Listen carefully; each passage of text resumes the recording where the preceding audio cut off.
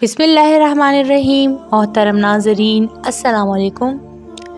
कभी आपने दिल की गहराइयों से दरूद शरीफ पढ़ते हुए ये महसूस किया कि जैसे फ़ज़ाओं में एक नरमी, एक सुकून, एक अजीब सी रोशनी फैल रही हो, जैसे रूह पर कोई बोझ था जो उतर गया हो, जैसे किसी ने अपने बेहद मेहरबान हाथों से आपके अंदर के ज़ख्मों पर मरहम रख दिया हो। ये जो कैफ़ियत है, ये दरूद पाक की कैफ़ियत है। ये वो ख़ास दर्जे की रहमत है जिसे लफ्ज़ों में कैद करना मुमकिन नहीं। इंसान जब दुनिया के दुखों में गिरा होता है, उसकी दुआएं रुकती हुई महसूस होती हैं, उसकी कोशिशें बेरंग लगती हैं, तब दरूद शरीफ उसकी ज़िंदगी में एक ऐसी हवा की तरह दाखिल होता है जो सब कुछ बदल देती हैं। ये ज़िक्र रसूल सल्लल्लाहु अलैहि वसल्लम सिर्फ ज़ुबान नहीं पढ़ती, ये दिल पढ़ता है, रूह पढ़ती है, और अल्लाह अपना फ़ज़ल ऐसे बरसाता है कि इंसान खुद हैरान रह जाता है। इसीलिए उलमा ने फरमाया, जो दरूद पर जम गया वो ज़िंदगी में कभी कमज़ोर नहीं रहा। आज आप जानेंगे कि दरूद शरीफ पढ़ने वाले पर अल्लाह का सबसे बड़ा फ़ज़ल क्या होता है और ये फ़ज़ल आपकी ज़िंदगी को कैसे बदल सकता है। अल्लाह ताला का सबसे बड़ा फ़ज़ल ख़ुद अल्लाह की रहमत का नुज़ूल। हदीस मुबारका है, जो मुझ पर एक बार दरूद भेजता है, अल्लाह उस पर 10 रहमतें नाजिल फरमाता है। सोचिए, रब कायनात की तरफ से आप पर रहमत का उतरना क्या मायने रखता है। रहमत सिर्फ मुआफ़ी नहीं, रहमत सिर्फ रोज़ी नहीं, रहमत सिर्फ आसानी नहीं, बल्कि रहमत वो बुनियाद है जिस पर एक मोमिन की पूरी ज़िंदगी कड़ी होती है। जिस पर अल्लाह की रहमत नाजिल हो जाए, उसका दिल नरम हो जाता है, उसकी तकदीर मेहरबान हो जाती है, उसका रिज़्क़ खुल जाता है, उसके रिश्ते संवर जाते हैं, हत्ता कि उसकी परेशानियां भी उसे हल होने लगती हैं जैसे वो कभी थी ही नहीं। कायनात की सबसे बड़ी नेमत, सबसे बड़ा फ़ज़ल अल्लाह की रहमत, और दरूद शरीफ पढ़ने वाला इसी रहमत का मरकज़ बन जाता है।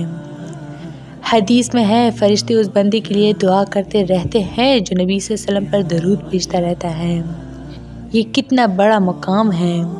आप ज़मीन पर बैठे हैं, ज़ुबान से दरूद पढ़ रहे हैं, और आसमानों पर फ़रिश्ते आपके हक़ में दुआ कर रहे हैं।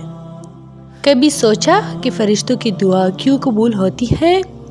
क्योंकि वो गुनाह से पाक हैं, उनका काम सिर्फ अताअत है, उनकी दुआ में पाकीज़गी है, और अल्लाह ने उन्हें ख़ास इज़्ज़त दी है। आप तसव्वुर करें, जिस लम्हे आप दरूद पढ़ते हैं, इसी लम्हे आसमानों पर नूरानी मखलूक आपके लिए आफ़ियत, रहमत, आसानी, बरकत और बख्शिश की दुआएं करती हैं। ये कोई मामूली बात नहीं, ये दरूद शरीफ का एक ऐसा फ़ज़ल है जिसे इंसान आखिरत में देखकर हैरान रह जाएगा। बेशुमार औलिया और उलमा का तजर्बा है कि जिसने अपनी दुआ से पहले और बाद में दरूद शरीफ पढ़ा, उसकी दुआ रद्द नहीं होती। क्यों? क्योंकि अल्लाह अपने महबूब सल्लल्लाहु अलैहि वसल्लम पर भेजे गए दरूद को मुस्तरद करता ही नहीं।